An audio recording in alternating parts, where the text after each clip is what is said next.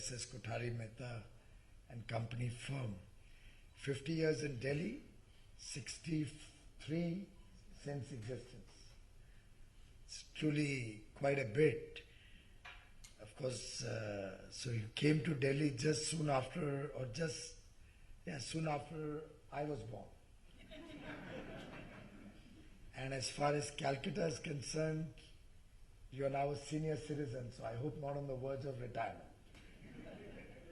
But delighted to hear that Mr. Kothari, the illustrious chartered accountant, was also a member of parliament from the Bharatiya Janata Sangh, to which I owe my allegiance, to the party which has groomed me, where I got my ideology from. And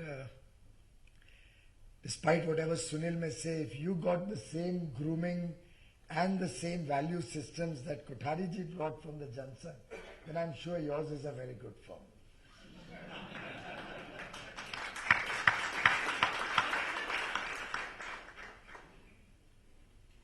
Of course, a lot of what Sunil said is matters of public discourse. I'll try to address as much of what I can recall. But journalists are duty bound to provoke.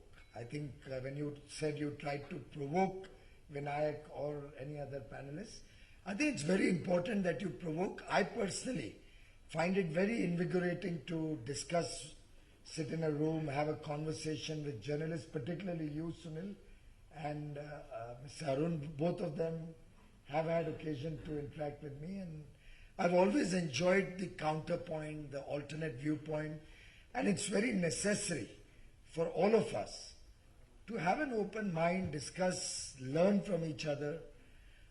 The only sad part is it's a one-way traffic. We learn from you, but somehow we don't seem to be able to teach you anything.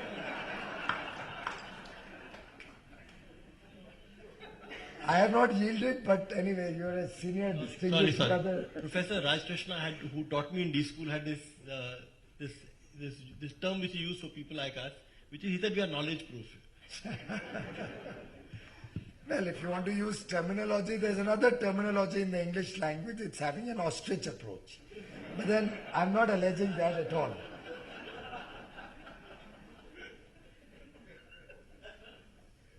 The country is going through a metamorphosis of sorts. When Prime Minister Modi got elected, we all recall what the overall business climate, the economy, the mood of the nation was. When he got elected, the people had certain hopes and aspirations on the basis of which he got an absolute majority, and along with his partners, nearly a two-third majority. And the people of India clearly had not only very high hopes, but confidence that he will deliver. जो विश्वसनीयता कहते हैं, और वो विश्वसनीयता आज भी कायम है. People still, and every poll, and we've just completed our last poll for the elections that are due in a few months' time. The good news is, and I think it's good for the country, because very clearly Uttar Pradesh is a state which needs a change, which has seen years and years of bad news, years and years of misgovernance, corruption, problems in law and order. I don't know if any of you stays in Noida. And we are fairly confident that this time around we'll see a change in Uttar Pradesh, change for the better, a change which will do good for the state, but also in some sense help us in the next round to make a change in the composition of the Rajya Sabha, the upper house. That's the one critical element in the whole jigsaw puzzle that still remains unsorted. But when Prime Minister Modi embarked on his journey of change, clearly that change could not be effective in the long run if he had taken only short-term and very, very minor steps, which, while they would have looked very nice in the short run, would not have helped the economy really transform for decades of prosperity, which is really the goal we are working on. If you look back at 2007, 2008, during the subprime crisis and the post-Lehman collapse, what did India do? India responded, and at that point of time, every pink paper, including yours, Sunil, praised that to be a great move. And I would think it was a good move at that point of time. But sadly, it remained a good move, but not backed up with any follow-up actions. Therefore, letting the fiscal deficit slide from 2.9% to 6.1% within the year. All the announcements came within the year. All those sops of loan waivers to farmers, which of course, by the way, never got factored in that 6.1%. If you recall, that was paid over the next 4 years. And all of us chartered accountant auditors wanted to write in the bank's audit report, but were persuaded to keep quiet about it. But the fact is that government treasury was considered a political tool. And during the course of that kind of fiscal profligacy, you can call it, or let's say wasting away an opportunity, we landed up in a mess which by 2011-12 started snowballing into a crisis. After all, if one goes to see what Prime Minister Vajpayee had left behind in 2004, if properly leveraged and if we had collected some reserves, good amount of reserves, in the 4, 5, 6, 7, 8 period, probably the situation of 8, 9 would never have had to occur. But we let that period go, waste. We did not conserve resources. We did not try to strengthen the macro enough to be able to leave behind the gains for a longer period. Once the slide started in 2008, we gave a fiscal stimulus in 2008. Let all macro parameters go down the tube. And then didn't follow it up with some sort of fiscal prudence even after the 2009 election, when it was most needed.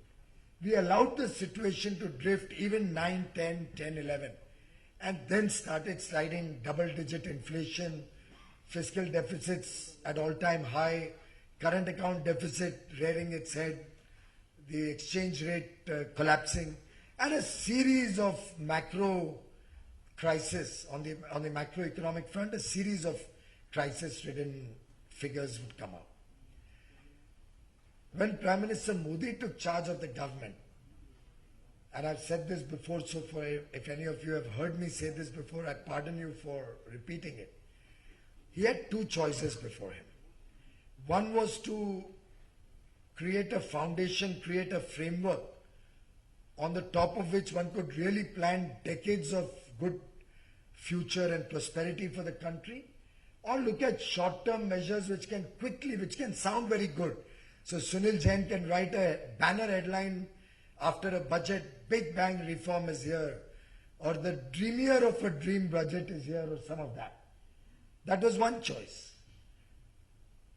But what we decided was that the government of India will focus on truly structural and fundamental improvements. We will not plan for a 3 or 4 story structured building. We will plan for a 100-story skyscraper. And for those of you who are a little technical, but of course these days even chartered accountants understand this much, that if you have to create a 100-story superstructure, you first got to dig a hole, and that hole has to be deep enough to create a foundation which can support a 100-story structure. You have to design that foundation well. While designing the foundation, you have to make sure there is no porosity, it's not porous, so that water doesn't seep in from the ground, and could be saline water also, and damage that foundation may not be this year, but 5 years, 10 years, even 20 years down the line. You've got to make it earthquake resistant. You've got to dispose of that muck also, by the way. That muck that you take out to dig the hole, you have to dispose of that muck. You design a good foundation. Carefully monitor the people who are working to create that foundation. create a solid foundation based on which, again, for those of you who understand real estate, nowadays you can actually build each slab, each floor using modern technologies in as little as 1 week a floor. My one technology, and now there are even more modern technologies. So it is never the superstructure that is the difficulty. It is always the foundation. Try making a building with 2 or 3 basements and you'll know that of the total construction time, the basement will take 70% of the time. Once you come up to ground level, then it's just putting up a floor every few weeks, 2 weeks, 1 week, 3 weeks, whatever. This is what this government has embarked to do. And while doing that, addressing the problems of the informal economy, of corruption, of black money, terrorism, fake currency, all of these are the water getting into the foundation, into a porous foundation which this country has seen enough for the last 7 decades, which one also has to stop. So you build a retaining wall around your foundation to make sure that all this muck doesn't come in and mess up your foundation, doesn't seep into your solid foundation that you've built. And the series of steps we took, whether it was the SIT, the follow-up on the recommendations of the SIT, bringing jewelers under the tax excise net, even simplifying the laws relating to their business, keeping in mind the peculiar nature of their business, the Benami Transactions Act, the renegotiation with Cyprus and Mauritius on tax avoidance treaties so that round tripping can be stopped and tax evasion, or in our terminology, tax planning, can be better controlled. And all of these steps in a series has not culminated but continues in that series with the step of cancellation of 500 and 1,000 rupee notes as legal tender. And therefore, neither is it the end of a journey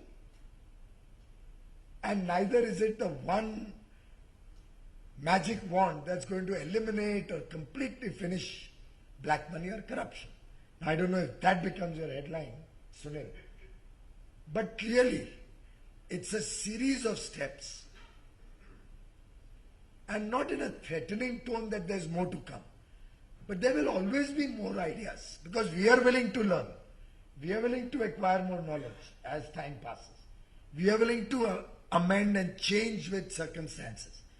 As John Keynes has said, and I'm quoting John Keynes for a particular purpose. We don't understand why, but go ahead. Well, the other dialogue of John Keynes and in the Bhagavad Gita says, in the long run we are all dead, we don't need to go to John Keynes for that. We can read it in the Bhagavad Gita, in the Quran, in the Bible. But John Keynes has also said, and so has Paul Samuelson and so many others, that when the facts change, I'm willing to change. But what about you? And I think our government is willing to change with changing and evolving circumstances, facts, information, knowledge. And therefore this is one in a series of steps. Very often people speculate on how much money will come out, how much will not come out, what will happen to the balance. Now, those are things which really were never engaging our attention. Our attention was focused on the big picture. Can we move a large part of the informal economy into the formal economy?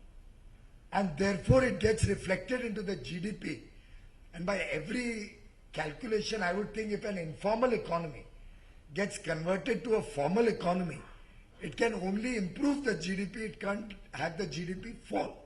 Save and except for a short term where people have to change their mindset. And in a similar interaction like this, a person in the audience got up, but if I do all my expenditure through digital means, which we believe is an important and integral element of our demonetization effort to promote more and more digital means of transacting and bring down the cash to GDP ratio from its 13%, which is ridiculously high, to more internationally acceptable norms. But one of the audience people got up and he said, but if I spend everything through digital and I spend 10 lakh rupees, but my income is only 5 lakh rupees, then how will I justify the balance 5 lakhs? Or I'll have to eat into my capital in chartered accountancy terminology. That's the mindset we need to change. And ultimately, this change is for who? Maybe many of us sitting in this room, I can see our grade. We are all a part of the Kothari story in Delhi 50 years gone by. But then there are these young kids, maybe the young girl there, or even this young photographer or this young lady here, two ladies here. What kind of a future are we going to leave behind for these children? What is our intention? Are we very delighted that we inherited a world where सब कुछ चलता है? या हमने assume ही कर लिया कि भाई ये बही खाता official है, ये बही खाता unofficial है, कि बाबूजी बिल बनाना है कि नहीं बनाना है? Are we going to leave behind that legacy for the next generation also? Or is some time in a nation's history that inflection point comes when you change, you switch over? And that switch over, ladies and gentlemen, may not always be easy or seamless. There would be some pain. There will be a section of society which may not be able to handle that pain. But can that be an excuse for not changing? Can that be an excuse that the country can keep going from bad to worse till one day somebody may call us also a banana republic? Can we sit back and accept that natural resources of this country can be given away free of charge to a set of people who may be my relatives or party colleagues in parliament? Can we accept the kind of muck that we have been hearing for years and years to just continue in the years ahead? Or will we as a nation, all of us, resolve that no, we want to be agents of change? We are willing to take a little pain, but we will be agents of change. We will change the way this country works. We will change the way we think. We will change the way businesses are conducted, governments are run, even energy is produced or consumed. And we'll hold our head high anywhere we go in the world. After all, we are the same people who don't bat an eyelid if we throw a piece of garbage on the street in our country. But in any other part of the world or most other parts of the world, we would hesitate 4 times before even throwing a cigarette butt or even a toothpick for that matter. Forget a chewing gum. And I meant chewing gum to juxtapose it with the pan that we splurt all over our cities and towns and villages. Now, Swachhata, somebody and a lot of media persons ridiculed it, and does Prime Minister have to talk of Swachhata? And ladies and gentlemen, I'll appeal to you. Close your eyes and reflect. Every one of the actions that this Prime Minister has taken, every one of his programs, be it Digital India, be it Skill India, be it Power for All, be it Clean India, cleaner rivers, cleaner environment, green energy, energy efficiency. You can take any program, and when you put it like you would beads in a necklace, you will realize the kind of relationship each has to the other. How they all dovetail into a larger story. How they all become part of a script for a bigger objective, for a nobler objective, for a future for India, which will work differently from the past. After all, it is not a magic wand that LED bulbs, which used to be sold at about a run rate, Satish will tell you, of 6 lakh bulbs in a year, are today sold at 6 lakh bulbs in a day. From 6 lakh bulbs a year in India Today we sell 6 lakh bulbs a day in barely 19 or 20 months. It's possible. It's the same India, it's the same country. And with prices which have fallen by 88%. After all, very often people say, where is the black money? Where is all that black money you were going to get back to India? This is that black money. When you auction out coal blocks or spectrum, the money potential revenues that you get or you will get in the years to come is, after all, otherwise the black money component, the corruption or the supernatural profits one section of society would get as against an unhealthy competition with the other. Or if an LED bulb was to be purchased at 310 rupees and is now purchased at 38, maybe not all of it, but a good part of it could have been corruption, I don't know. Apart from inefficiencies and other things in the system. Now that is that framework that we are trying to create, where we ensure that on a different fronts. So be it affordable housing, we first brought in the Real Estate Regulation Act. States are now coming up with their regulations. And we have to someday clean up all these things. For if any of you is from Mumbai, is there anybody from Mumbai here?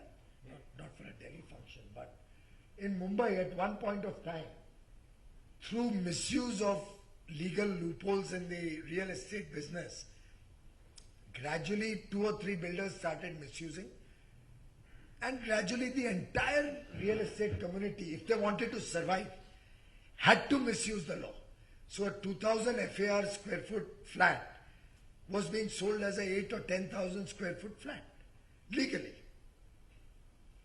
Because 2 or 3 people started gaming the system, and the others got outpriced, and the 3rd and 4th and 7th and 10th and 50th all had to join the bandwagon. Very often I talk to people in different trades. They say, हम क्या करें, वो 4 दुकानें number 2 में बेचती हैं या tax नहीं भरती हैं, हम अनकम्पेटिटिव हो जाते हैं, तो आस्ते आस्ते हमको भी दोनों ऑफर करना पड़ता है. और फिर एक समय आते आस्ते आस्ते लगता है, यार इसमें तो बड़ा अच्छा मलाई है, तो नंबर 1 का इतना कम हो जाता है कि नंबर 2 स्टार्ट्स प्रिवेलिंग. वो तो आटा और नमक वाली कहानी.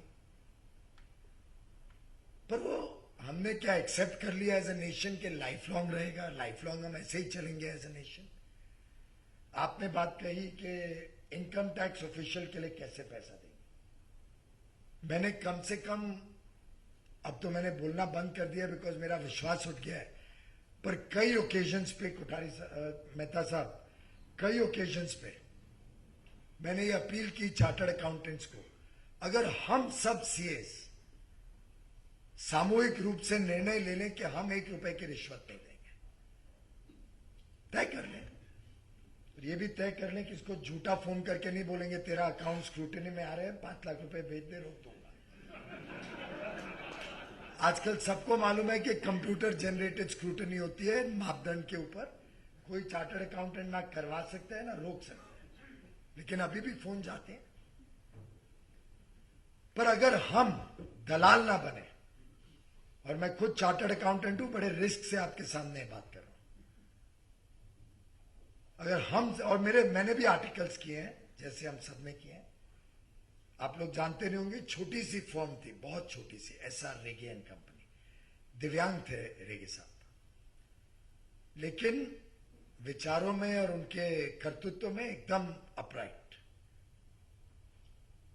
मुझे याद है कितनी बार मैंने उनको कहा कि साहब थक गए, अभी सुबह 9 बजे इनकम टैक्स ऑफिसर बुलाता था, शाम तक पेशी भी नहीं होती थी, घर जाओ अगले दिन वापस आओ. कितनी बार मैंने उन्हें कहा साहब खत्म करते हैं, सेटल करते हैं इसको. नेवर अलाउड मी टू पे अ पेनी. जितनी बार जाना पड़ेगा, जितनी इंफॉर्मेशन मांगेगा. चौथे क्वेश्चनर में तो पहला रिपीट हो जाता था, and I to point out to him के तो हम दे चुके हैं, तो क्या आसान है ना, फिर वापस दे दो, रिपीट कर दो. But he never allowed anybody in his firm, any client, any articles, any partner to pay a single rupee bribe. And anybody can find out in Bombay. Mumbai में आपके कोई मित्र बंधु होंगे, कोई भी बता देगा. SR रेगे लालबाग में छोटा सा 250 स्क्वायर फुट का ऑफिस था, पर प्रिंसिपल्स में शायद अर्नस्ट एंड यंग और केपीएमजी के ऑफिस से ज्यादा बड़ा सिद्धांतों में। तो क्यों नहीं हमारी पूरी कम्युनिटी ऐसा तय कर ले कि हम प्रोफेशनल फीस से ईमानदारी से काम करेंगे? क्या जरूरी है कि हमको रिश्वतों के ऊपर ही पूरा व्यापार और हमारा प्रोफेशन चलाना है? अगर और उसमें भी ये कहानी आएगी कि वो 4 चार्टर्ड अकाउंटेंट्स इंडल्ज करते हैं, फिर हमें विसल ब्लोअर्स बनना पड़ेगा, इंस्टीट्यूट को एक्शन लेना पड़ेगा, फास्टर एक्शन लेना पड़ेगा, हमको बताना पड़ेगा भाई ये 4 फर्म्स, और कलकत्ते में तो बहुत संभावना है विसल ब्लोइंग की, कि भाई इन सब 4 पे नजर रखो, हम सर्वेलेंस करके चारों को आना। पर कभी ना कभी तो देश में परिवर्तन लाना पड़ेगा कि हमने स्वीकार ही करना है कि घुटने टेक दिए। आपने राजनीतिक डोनेशन की बात की। अरुण जेटली जी वित्त मंत्री जब कानून मंत्री थे 2002 में, तब प्रावधान लाए थे कि आप ऑफिशियली चेक से डोनेट करिए, 100% आपको इनकम टैक्स रिडक्शन मिलेगी, 100% रिडक्शन। तो 1/3 of the money is paid by the government indirectly. It's a no questions asked transaction. You just have to produce a receipt of a political party. अभी कोई इसका भी misuse ना कर ले भैया जाने के बाद, तो आजकल पॉलिटिकल पार्टीज भी 600 हैं इस देश में। You should do something about that, whether this is being in any way misused. But can we not as a nation, and I tell you, and individuals also, companies have restriction of 7.5% of net profit after tax. Though I think, Sunil, you may like to think about it, that why that restriction? We should actually open it up for more corporate donations. But individuals are also allowed to donate. America में तो पूरा चुनाव अधिकांश individual donation पे चलता है, और individuals को भी 100% tax deduction. And I feel very pained when I see very large corporates, very rich people. In Delhi's language, they say कनी काट लेते हैं. They say नहीं हम political काम में नहीं पड़ेंगे. We don't like politics. We don't like to donate for politics. I think they are the worst culprits who are responsible for the mess this nation is in. Because if good people don't come forward and support good politics, then obviously the rest will prevail. Then you have no right to expect good governance or good political leaders who are willing to take a stand against bad money.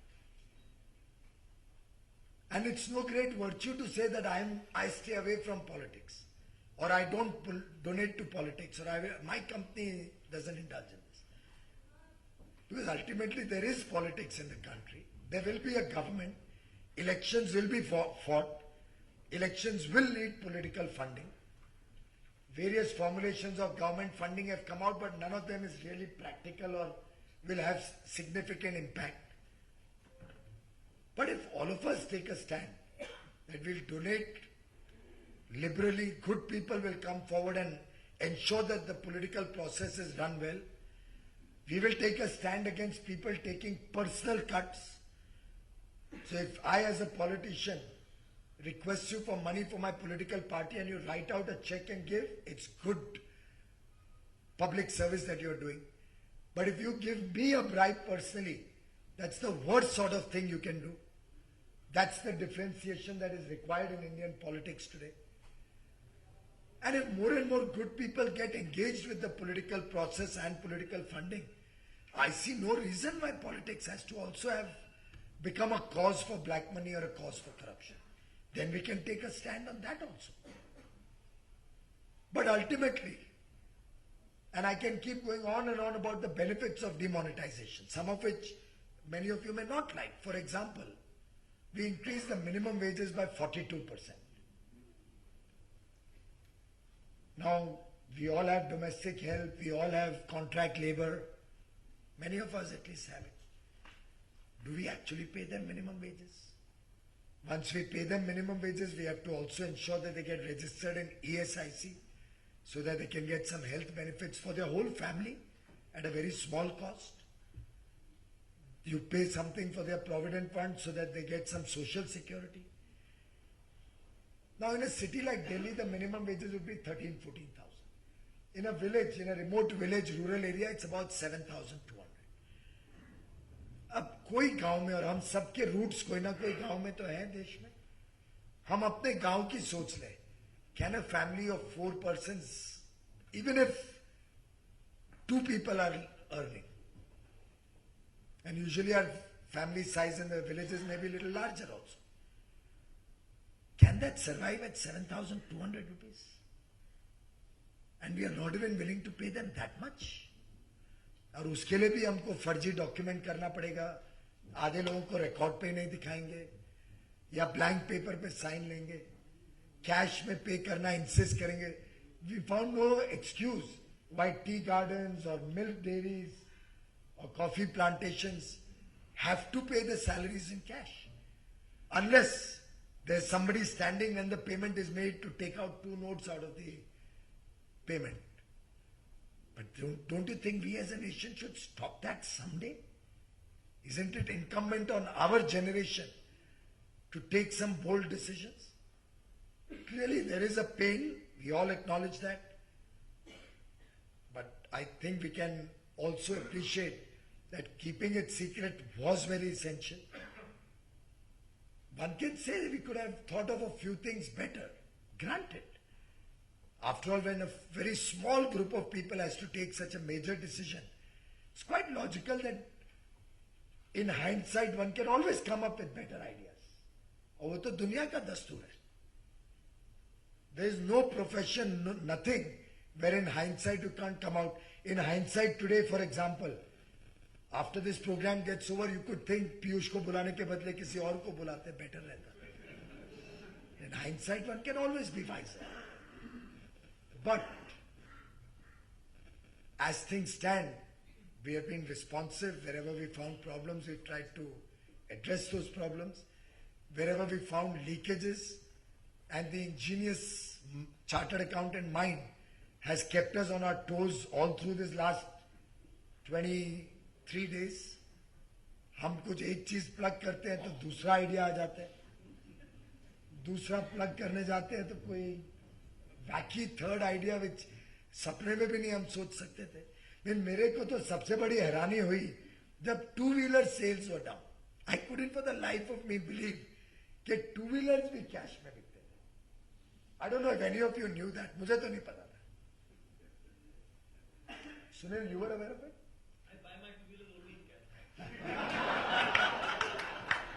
That's the journalistic privilege. वो कुछ भी कहते हम उनका कुछ बिगाड़ नहीं सकते. हम ऐसा कुछ व्यंग कर दे तो कल के हेडलाइन वो व्यंग में ही आ जाएंगे. And for all you know, I may lose my job. But I think what we are planning, the future that we have in mind, is one where job creation is clearly on the top of the agenda.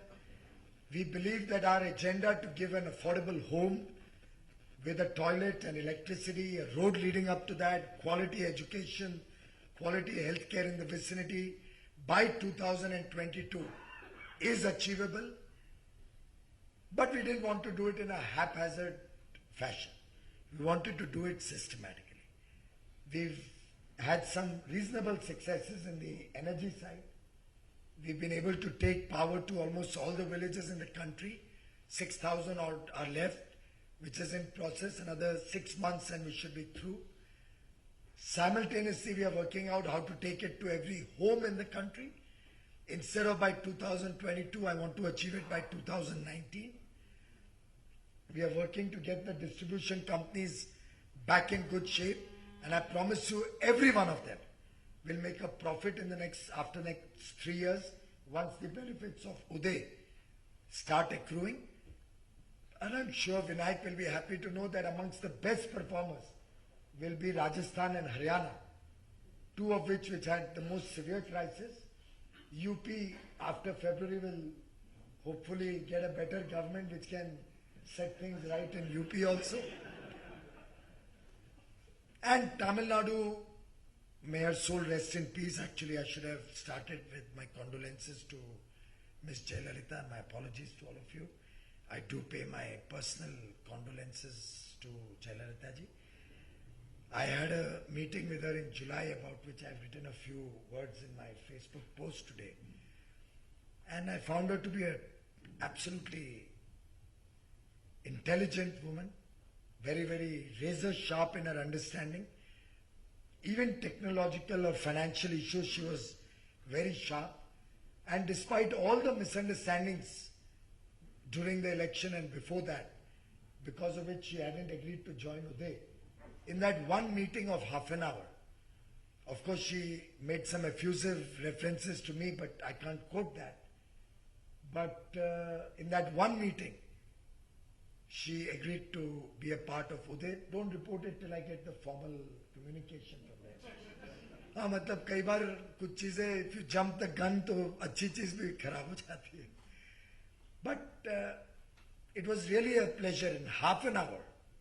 Cut, the questions, answers, sharp, well understood, decision taken. That's the kind of leader India needs. That's the kind of leader Prime Minister Modi, that kind of leadership that he gives. Good listener, willing to listen to suggestions, and I don't know how much you have interacted, Sunil, but you spend 2 hours, 3 hours with him. He may talk 5% of the time. But bade tuk ki baat. Absolutely focus. He'll pick out of 3 hours of discussions the 3 big ticket things that need Prime Ministerial attention and leave you to look at the rest. And we've tried our very best. Of course, ideas and suggestions are welcome. If you have some ideas to kickstart the investment cycle faster, we very much value it. But our effort has been largely to focus on creating a sustainable framework on the back of which both domestic investors and international investors feel more comfortable to invest and do business in India. The people of India feel that truly the resources of the country are being used to serve the poorest of the poor first. The youth of India believe and see that they are embarking on their journey of life differently from what at least you and I inherited. And we can look for a country which is preparing itself not for 1 or 2 or 4 years or a 5-year term of this government to see prosperity only for the people, but to see decades and decades of prosperity so that we can actually move the needle from a developing nation to a developed, prosperous nation where 125 crore people can have a better quality of life, their aspirations can be met in a more honest fashion for a better tomorrow, where everybody has equal opportunity and one is not at a loss for somebody else's misgivings. After all, if 5 people steal power, the 95 others have to pay for it. Taxpayers have to fund it from state budgets. That same Mumbai story got changed when we had one good municipal commissioner, Subodh Kumar, who came and just set the guidelines in order. Put proper, very, very clear guidelines which couldn't be tampered with. There was no discretion left, and it sorted out this problem. Similarly, I think there's so much and more that has already been sorted out, and there's so much and more which we still need to do. The agenda can never be finished. We can never take satisfaction that our job is done, but I do believe that we do take satisfaction that the journey is in the right direction. The intention is very, very honest. The path may be laden with a lot of brickbats or a lot of glass or stone, but the objective is clear. The road to that objective has been well charted out, and the confidence is supreme that we are embarking for India for decades of prosperity, decades of good governance, decades of probity and accountability in public life, in government, in business. And I invite all of you to be a part of that changing Indian story. Thank you.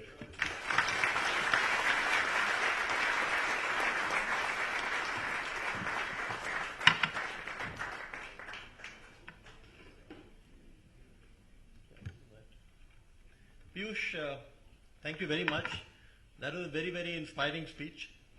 And you're absolutely right. We can agree or disagree on demonetization or anything else, but there is no doubt that India needs to change. That chalta hai attitude, the old thing cannot possibly continue. And as I said, we'll have differences. Obviously, I don't think I or lots of other people in the room would agree